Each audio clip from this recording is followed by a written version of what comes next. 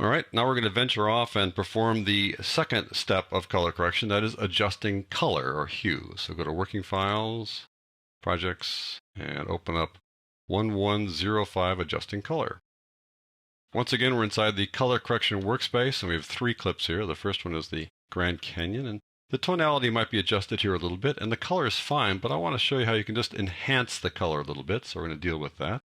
Moving on down the line, we have this shot here, which looks absolutely awful. It's got this horrible green color cast, and the exposure has a limited dynamic range. Definitely no deep shadows, definitely no bright highlights. We need to fix the tonality first and then deal with the color cast there.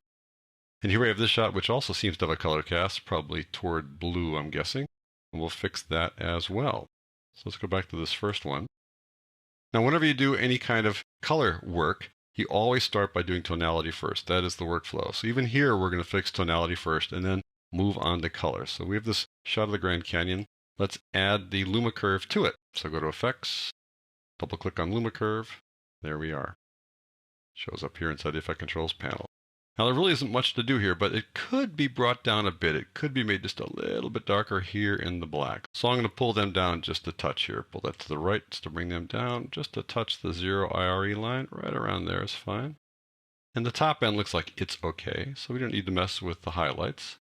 But now I'm thinking it would be nice if we could have just a little bit more detail here in the low end of the midtones. But if we put a point here and drag it up, we're going to lift the midtones here, yes, but we're also lifting the highlights and making it kind of maybe too bright, kind of too washed out. So let me show you a way to deal with that. You don't have to put the point here in the middle when you want to lift things up to make them brighter. You can put them someplace else. So I'm going to drag this point out of the way and get rid of it like that. I want to first fix the contrast. I'm going to click here to put a point there and lift it up just a little bit, and put a point here and pull it down a little bit like that. Now that kind of adjusts the contrast, but you see it got even darker here in the middle.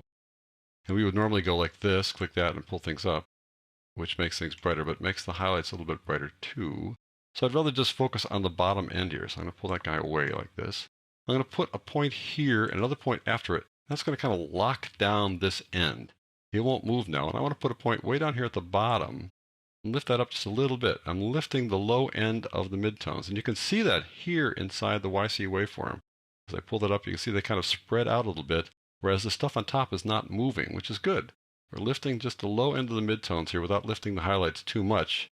So you get just a little bit more detail there in the shadows. Okay, I like that. And so now, do we want to fix the color here? Well, the color is fine. But you know, it could be just a little bit warmer and a little bit richer, I think, just to kind of bring it up a bit. So let's add the fast color corrector to this clip. So it's active. And go to the Effects and double click on Fast Color Corrector and go back to the Effect Controls. I'm going to close Luma Curve now so you don't have to see it anymore. And here's the Fast Color Corrector. What I want to do is I want to make the scene just a little bit warmer. To make it warmer, we just want to pull it toward the orange a little bit. Let's just take a look at the vector scope and see what it looks like now. Go to the vector scope by clicking on the panel menu here and click vector scope. And there it is. And you can see it's just kind of pulled a little bit down here between cyan and blue. So it is kind of tending toward blue. It would be nice to make it just a little bit warmer by pulling it toward red or yellow like that. So I'm going to take this and pull it just a little bit that way to give it kind of a sunset look. See how that's working out? We're bringing it just a little bit toward the orange. You can see it sliding that way. I think it looks a little bit richer there, just a little warmer, kind of like sunset. Just up to you if you want to do that or not. And now I want to add just a little bit more saturation. The saturation level here is relatively small because it's kind of close to gray. We can spread it out a bit just to give it more saturation. So I'll pull it this way just to give it a richer color just a bit, maybe 140 or so, something like that. It's up to you as to whether you think that's too much, but let's just go through that clip and see how that looks.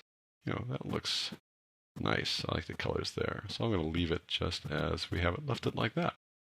Now let's say you've got a whole ton of shots here of the same scene shot at the same time with the same camera, and you want to apply the same effect to all of those clips. Well, a cool way to do that is to add an adjustment layer above here by going over here, clicking on this, saying New Adjustment Layer like so, accepting the defaults there, and putting the adjustment layer on top of this, and then dragging out all the way across all the clips that you have, and then putting the effects on this one adjustment layer, and it'll affect all the clips equally.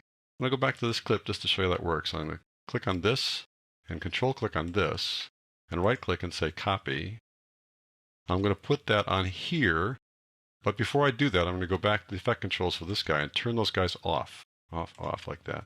Go up here and put it on the adjustment layer by right-clicking and saying paste.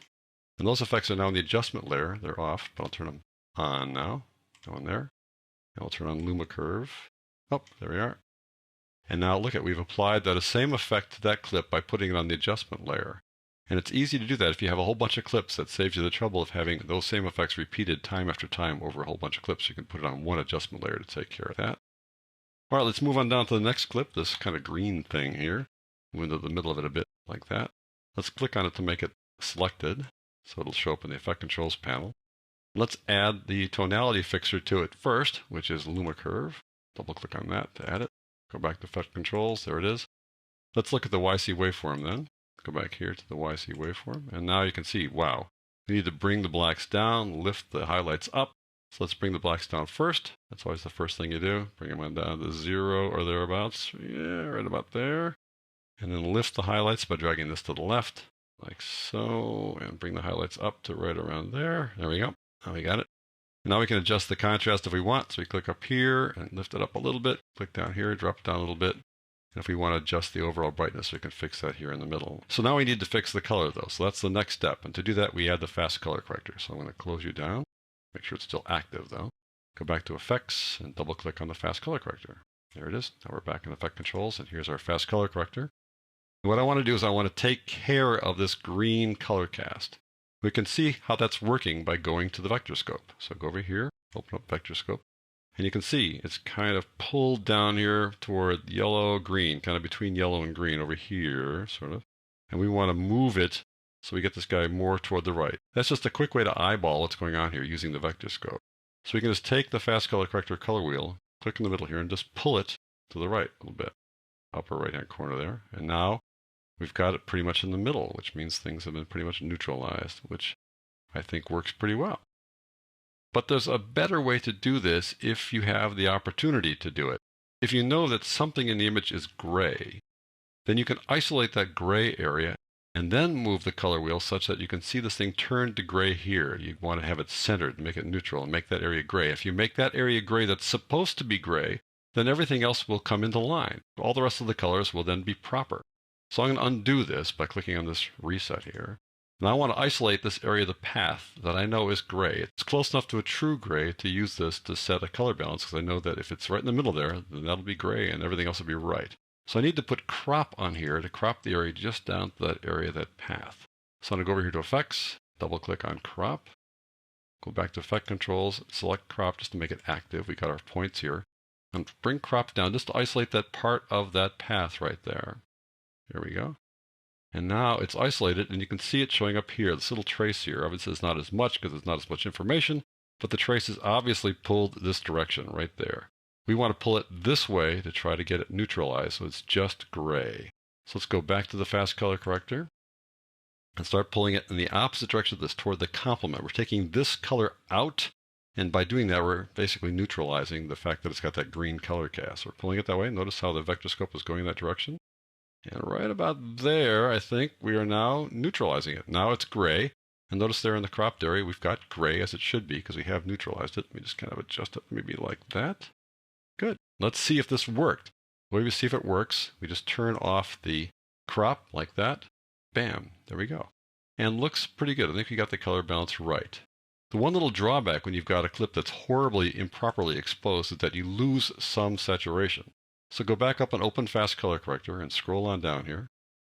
And there is the saturation. And let's lift the saturation. Let's expand this here to give it more saturation. So just drag this to the right a bit to the point where you think, okay, that's working. There you go. Maybe right around 150 or so to bring the saturation up to a reasonable level. Maybe that's a bit too much, whatever you think is right. But we haven't gone beyond any limits here. So that's a good fix. All right, let's move on to the last clip here. This is another instance where we can use a cropped area to help us out. This is an interesting little feature about our skin tone, whether we're Asian, black, white. All of our skin tone hues are the same. Isn't that wild?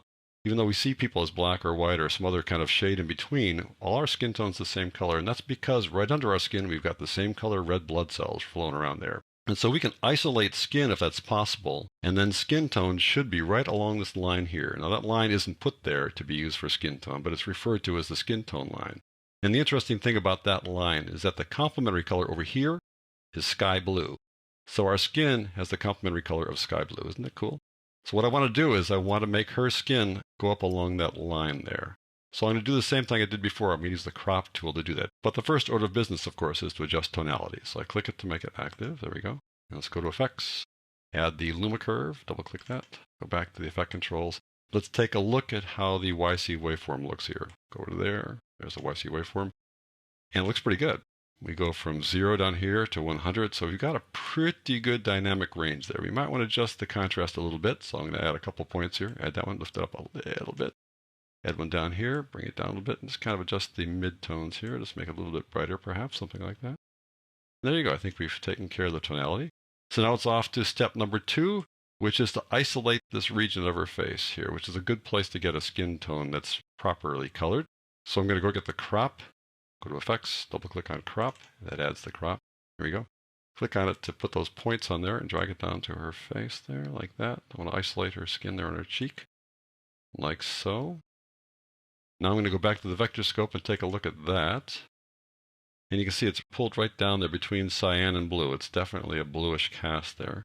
We want to compensate for that. We don't want it to go to gray like we do with the path. We want to bring it up the skin tone line here. So the next order of business is to add the fast color corrector. So go to Effects and double click on fast color corrector. There we go. Let's go back to Effect Controls. And now we want to pull this guy toward the skin tone line. So here we go. We're bringing that up toward the skin tone line, kind of bring it that way. And we want to go past neutral. We want to bring it toward the skin tone line. I've pulled this all the way to the edge now, but if I want to even go farther, I can take this control here, which goes in bigger increments, pull it that way. But that might be too much. You can see how it's getting maybe a little bit too red there. So I'll pull it back just a little bit like that. So we've got just going the right direction. Looks like it's a little bit north of the skin tone line, so I'll pull it down this way just a little bit to kind of put it in the right place. There we go. And let's reveal how this works. I'm going to turn off crop, and that looks pretty good. We might want to bring up the saturation a bit, or we might want to add a little more color. So I can pull this way, maybe add a little bit more warmth like that. There you go. Back in the skin tone. If we want to fix the saturation, we can just a little bit, although I think it's pretty good the way it is. But there you go. That's how you can use the crop to isolate skin or an area of gray inside your clip to do the color correction. So these 2 steps, tonality and then color, take care of almost all color correction issues, be they problems or things that you just want to enhance in your clips.